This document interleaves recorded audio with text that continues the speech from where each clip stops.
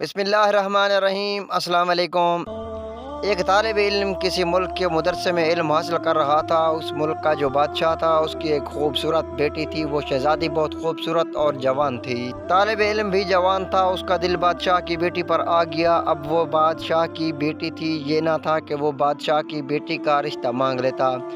वो नौजवान काफ़ी परेशान था। साथियों से मशवरा किया कि क्या किया जाए। साथियों ने उसे ज़बरदस्त तनकीद का निशाना बनाया, तुम्हारा दिमाग ख़राब हो गया है।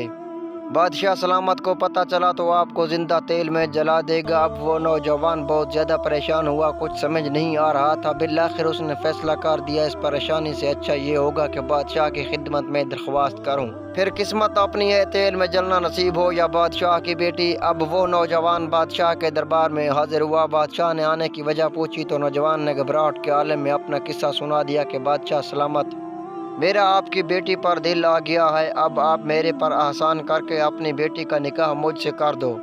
बादशाह को गुस्सा आया कि इस नौजवान की हैसियत देखो, मेरी बेटी का मुझसे रिश्ता मांगना देखो। बादशाह सलामत ने सोचना शुरू कर दिया, उस नौजवान को क्या जवाब दिया जाए ताकि रिश्ता मांगने से इनकार कर दे। बादशाह ने नौजवान के सामने एक शर्त रखी कि अगर आपने इस शर्त को पूरा किया तो मैं अपनी शहजादी का निकाह आपसे करा दूंगा।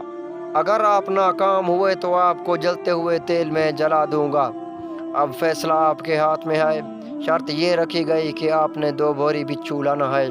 फिर बादशाह सलामत आपका निकाह अपनी शहजादी से करा देगा, लेकिन अगर तुम नाकाम हो गए तो तुमको जलते हुए तेल में जला दिया जाएगा। बादशाह ने ये शर्त इसी वजह से रखी कि इतना ज़्यादा बिच्छू ये नौजवान कहाँ से लाएगा। ये नौजवान इस शर्त को पूरा करना नामुमकिन समझेगा और दोबारा रिश्ता मांगने नहीं आएगा। वो नौजवान ये शर्त सुनकर बहुत ज़्यादा परेशान हो गया। नौजवान ने बादशाह की दोनों शर्तें मान ली। फिर तालिब इल्म ने मदरसे का रुख कर लिया और अपनी पढ़ाई में मसरूफ़ हो गया। पढ़ाई में मज़ा नहीं आ रहा था जो इश्क से पहले आता था। नौजवान का उस्ताद काफ़ी दिनों से उस पर नज़र रख रहा था। उस्ताद ये देख रहा था कि इस नौजवान को क्या हो गया है, परेशान रहता है। एक दिन उस्ताद ने अपने पास बुलाकर परेशान होने की वजह पूछी। नौजवान पूरा किस्सा सुना दिया। उसने नौजवान को समझते हुए कहा, तुम परेशान न हो, मैं आपको बिच्छू जमा करने का तरीका बता दूंगा। शाम को मेरे पास आना, मैं आपको बिच्छू जमा करने को बता दूंगा। अब वो नौजवान खुशी के मारे शाम होने का इंतज़ार कर रहा था। बिलाखिर शाम हुई और तालिब इल्म अपने उस्ताद के पास पहुंच गया। उस्ताद ने 2 बोरियां लाने का कहा। जब नौजवान ने बोरियां लाकर उस्ताद के सामने लाकर पेश की तो उस्ताद ने कब्रिस्तान में एक कब्र का पता बताकर कहा, फलां कब्र पर जाओ, कब्र से मिट्टी हटा दो। जब आखिर में शुरू की एक ईंट रह जाए तो उसे निकाल कर बोरी का मुंह सुराख पर रख कर, जब बोरी भर जाए तो बोरी का मुंह बांध दो और दूसरी सुराख पर रख दो।